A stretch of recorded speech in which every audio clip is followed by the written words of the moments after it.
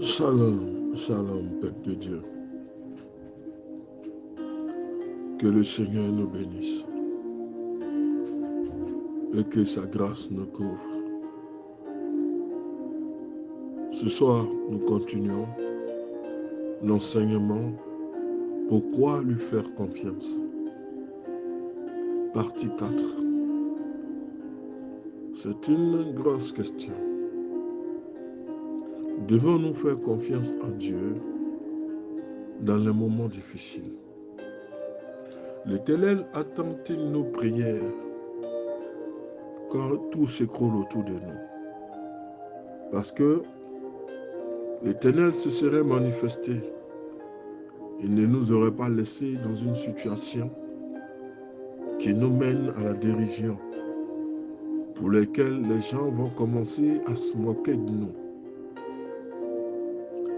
Devons-nous nous faire confiance? L'Éternel est patient. Il agit au moment opportun. L'Éternel travaille dans l'ombre afin de pouvoir te bénir. Pourquoi lui faire confiance? Partie 4. Le Seigneur accomplira ses plans pour ma vie, toi dont l'amour durera toujours. Psaume 138, le verset 8. Le Seigneur accomplira ses plans pour toi. Il a déjà des plans. Il sait comment te lever et te bénir. Non seulement rien n'échappe au contrôle que Dieu a sur l'univers, que Dieu a sur l'histoire, mais en plus l'Éternel a élaboré un plan pour notre vie, avec un but précis. Il a élaboré ce plan avant même que tu ne naisses. C'est pourquoi il dit à Jérémie, je sais les plans que j'ai formulés pour vous. Ce sont des plans de bonheur et non des plans de malheur. Dieu n'a pas prévu de plan de malheur à perpétuité. Tu es dans une situation qui devient incurable, qui devient chaotique et qui dure des années. Dieu peut tout prévoir, c'est vrai. Peut-être 2-3 ans, même plus parfois. Mais dans toutes ces choses, le Seigneur veut que tu t'appuies sur lui. Ne regarde pas la situation que tu vis, mais continue d'adorer Dieu. Adore-le en esprit et en vérité. Il a déjà élaboré un plan pour ta vie, avec un but bien précis. Ce qui nous amène tous, peu à peu, à ressembler à son Fils. Car ceux qu'il a préconnus, il les a aussi prédestinés à être conformes à l'image de son Fils. Romains 8, le verset 29. Le but du Seigneur n'est pas non seulement collectif, mais il peut être aussi individuel. Il peut bénir le peuple, il peut bénir la famille, mais il y a des personnes qui sont appelées d'avance, sur lesquelles l'onction et la grâce de Dieu sont déjà positionnés afin d'éliminer tous ceux qui sont autour d'eux. Lorsque la grâce de Dieu est sur toi, tu es aussi porteur de sources de grâce pour les autres.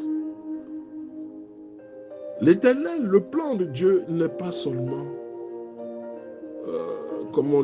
collectif, mais il est aussi individuel. L'Éternel a érigé un plan. Il y a un plan spécifique qui existe depuis avant la création pour diriger notre vie. Et chaque détail est à souligner. Comprendre que chaque circonstance, chaque événement, chaque décision prise est un produit de l'accomplissement du plan de Dieu dans notre vie.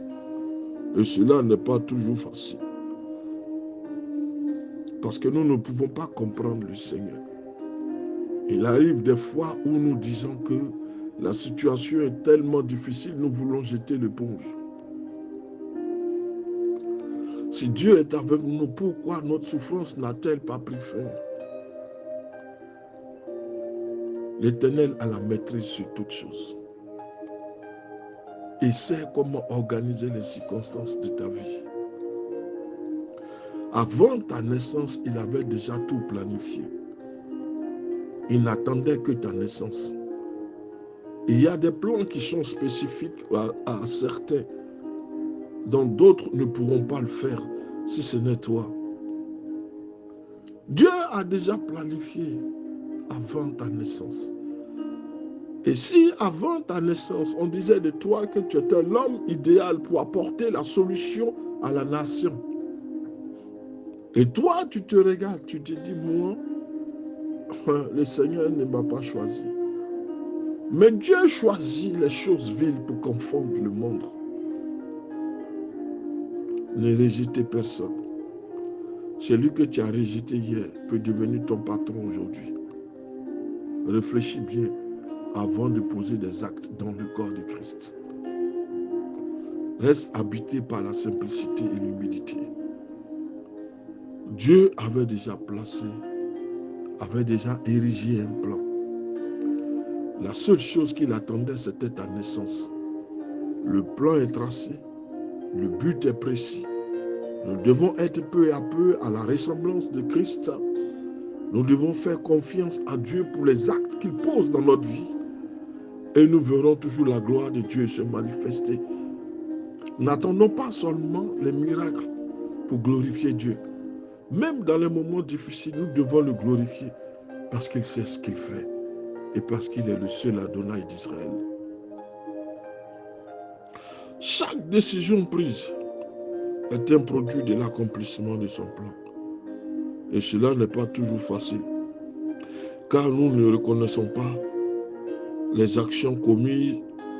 Car c'est vrai, nous reconnaissons les actions commises par les autres pour nous causer de la souffrance, mais nous ne voyons pas celles accomplies par Dieu pour notre bien, parce que nous sommes dans la souffrance.